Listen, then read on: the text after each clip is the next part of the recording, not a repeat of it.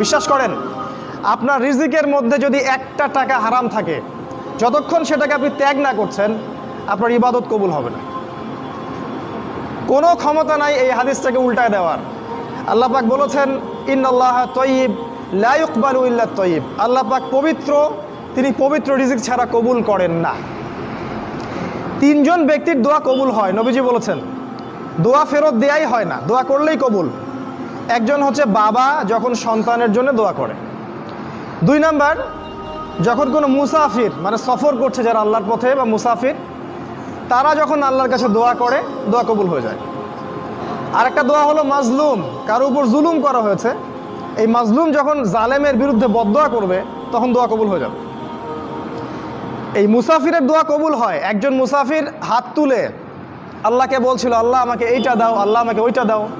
আর আমাদের নবীজি দেখে বললেন যে মুসাফিরের দোয়া কবুল হয়, কিন্তু এই ব্যক্তির দোয়া কেমন করে কবুল হবে যার খাবার হারাম, পানীয়